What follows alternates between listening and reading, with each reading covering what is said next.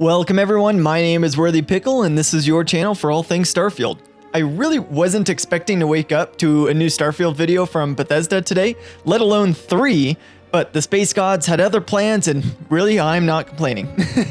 If you haven't seen the videos just yet, Bethesda gave us 3 anime style short videos that showcase 3 different characters in 3 different main cities in Starfield. What's so interesting about these videos is there's no dialogue. There aren't actually any words outside the description of the YouTube video, which that actually gives us a pretty good insight. I'll make sure I read that before I break down each of these 3 videos.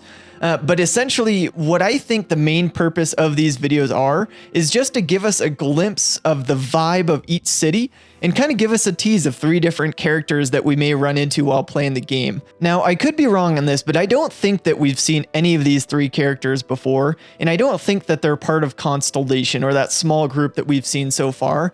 I believe that these 3 characters are going to be various people that we can run into, maybe leaders of different factions in the game that we'll get to know, but I do believe that these are going to be main characters in some way or another in the game that we'll be able to run into, and this is here to kind of give us a backstory of where these people are coming from, what made them who they are, and just give us an idea of what the game looks like and what are some of the characters we can run into, and it kind of creates this awesome backdrop or history lore that we can dive into. And I really think the primary purpose of this video is to give us a glimpse, give us a feel of what the role-playing may be like in this game. A couple more things before we jump into the individual video. I did find it interesting that they released all 3 videos all this morning instead of spacing it out over a couple days. It makes me wonder, is this going to be a reoccurring marketing campaign? Are there going to be more of these? Or is this kind of a one and done thing, and then in a few days or a couple weeks when they start advertising the game a little bit more, is it going to be a totally different style of marketing? I don't know. I really hope we get more of these. I love the art style of it. I love the storytelling that's done just through the animation of it, and I really hope we get more of this. Just so we can kind of dive a little bit deeper into some backgrounds of characters and get an idea of what the cities are going to feel like. Okay, with all that being said, let's go ahead and get started with the actual videos. The first one I want to talk about is Supra El Ultra, which means above and beyond in Latin. As I mentioned before, it's important that we read the description of each of these videos for context. So this one says, in the city of New Atlantis, capital of the United Colonies, Kent, a courier pilot, aspires to live in the most desirable part of the settled systems. After joining the UC Vanguard and working his way up the capital's elite, Kent quickly realizes the adventures waiting for him off-planet are what he truly longed for. So just a quick summary, he wanted to get rich or wanted to get some money, so he joined the Vanguard, he worked his way up, and as we'll see in the video, he actually seems to get pretty wealthy. But this isn't the first time we've actually heard of the Vanguard. We learned just a little bit about them in the recent showcase. You ever think of joining up with the Vanguard? Help the United Colonies, even get your UC citizenship? And we can also see him walking into a building with the word mast on it. This is the same building we see in the showcase where we see kind of a wide shot of the building with the flags on the side. And then once you get a little bit closer, we can see these people that are taking an oath to join the Vanguard. So we then see him actually sign up to join the Vanguard, and then he's on various missions or trips where he's in space shooting down other spaceships, and then we see him get substantial amounts of credits, which, correct me if I'm wrong, but I think this is the first time we actually see what physical credits look like. But I digress. What I really want to talk about was this shot here. After he gets paid all these credits, we see him in his nice penthouse. It looks like he got what he wanted. You know, a nice view, a nice place, lots of fortune.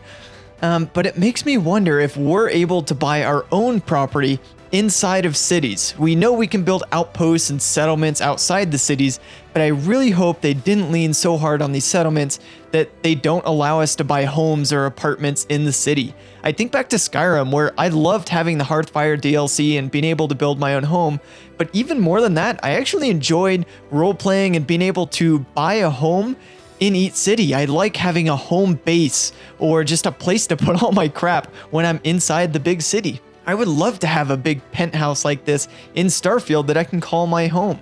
Moving on though, to finish this little clip or this video we get from Bethesda, we see that he really wants to explore other parts of the universe, and we see him fly off. The second video that we get from Bethesda is titled Where Hope is Built, which takes place in Aquila City with a person named Vanna.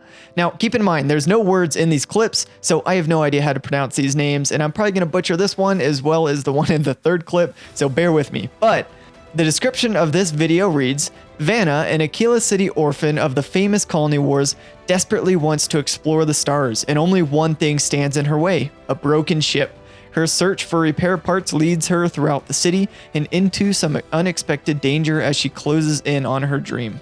Alright, so for the first pit stop on this video, we'll see Vanna shopping at a store here in Aquila City. Based on the sign right here, I think this might be Shepherd's Market that we see in the showcase. It's an animated version of the city, so there might be a few changes with colors or the way the sign is, so you can tell the signs are a little bit different. But we can also see the drapes that go over these two shops. While they're different colors, they do seem to match in style and just kind of how they're hung. So if I am correct here, I believe Vanna is shopping right here, but we don't know for sure, although I'm pretty confident she's right there. Next, we see her approach this memorial from the colony wars. We have a flashback of her parents actually dying in this war. The biggest point of contention here that I've seen online is the fact that there's mech suits shown in the flashback.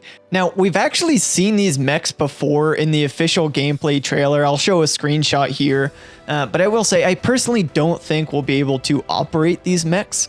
To me, it would feel like they're copying Fallout in a way, and I think they would have shown us some gameplay of the user actually using these mechs if we could use them. Now, I won't say it's impossible because there is a lot about this game that we don't know, and it is possible that we could use them. However, in my opinion, I think these are mostly going to be historical objects from the Colony War that we may come across, or we'll see a memorial with one of these statues of the mech suits. We may also see a couple out there as a boss battle. Who knows? It may just be a common enemy type. I don't think it is. Otherwise, I think they would have shown an operating mech suit. But as a boss battle, they probably wouldn't show that in a trailer, so it's very possible. After this flashback, she walks out the city walls where she comes across these weird metal snowmen things. Yes, that's what I'm going to call them. Don't judge me, they're metal snowmen. Again, we've actually seen these before from the showcase, but we don't really know what they do.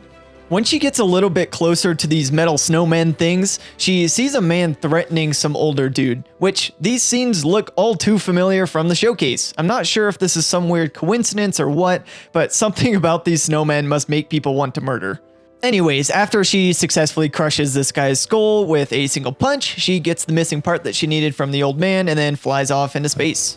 All right, now on to the final video, which definitely has to be the coolest vibes to me. This one is called The Hand That Feeds and takes place on the highest city, Neon. The description for this video reads, two neon street rats, Ada and Harper, are partners in crime, eking out a living, stealing from the wealthy partygoers that come to the pleasure city to get loose, or to let loose. When Ada is forced into a moral dilemma, she quickly catches the attention of the all-seeing Ryujin Industries, bringing her an exciting new opportunity. But at what cost? So this video starts off by showing us Ada and Harper looking out over the stars before Ada gets up and leaves. We then see them both robbing various items from the rich vacationers coming to Neon to party. That's all coming from the description that's just kind of explaining what's happening here. But eventually it looks like they killed and robbed a group of people and then realized they robbed someone from Ryujin Industries. I'm probably saying that wrong, don't judge me. But we can tell by the security card they found in his wallet that he is from Ryujin. They run back to find him alive, but he's actually cowering in a corner, and then Harper wants to kill him. I assume to, kill off the evidence, but Ada actually won't let him, and then she accidentally fires off a round that barely misses him. You can see the big scrape on his shoulder, and then he storms off angry. Now, based on the description I read at the start, it sounds like this act of mercy actually got back to the leaders of Ryujin Industries where they offer her an opportunity. And I'm rather confused by this whole thing, and I'd like to hear what you guys think in the comment section, but it was my assumption that Ryujin was a crime faction that's rather evil. If that were the case, why would an act of mercy get her access to joining the faction? I mean, maybe the leader respected that she feared the faction so much that that's why she didn't kill the man. But normally these types of factions would require some type of serious crime or like a heist to get invited into the faction. The title for this video though is The Hand That Feeds. Could this mean that while Ryujin is a criminal faction. Their intentions are actually good, sort of like a Robin Hood type of faction where they rob and steal, but deep down they actually have good morals, and they're the ones that are feeding the poor on Neon. I'm not completely sure, and this video has me kind of confused about what I thought these people were, but again, let me know in the comment section what you guys think on that. Now, to kind of finish up my thoughts on this video, I do want to mention it sounds like all of these people that we're seeing in these 3 videos, we will see them in the game. For example, Ada, who's now part of Ryujin Industries, I wouldn't be surprised if she's one of the higher-ups or the leaders of the faction by the time we get to Neon when we're playing our playthrough in Starfield. And same with the other 2 people from the other videos. I expect these people are playing some type of big role either inside the factions or just in miscellaneous stories that we come across. But I imagine that their big roles are, you know, big people in the game. Otherwise we wouldn't get these story background videos that are super interesting. But that's all the details that I could find from these videos. It doesn't seem like we got a ton of new information with these, but again, like I said at the start, I think these videos are all about the feeling or the vibe we get from the game, giving us an idea of what these cities are all about and how each one feels unique and has very different people in them. And like any Starfield video, of course, it's there to get us even more hyped, and at least for me, it's successfully done that. But that's enough of what I think. What do you guys think in the new videos? Other than that, you guys are awesome, and until next time, stay worthy.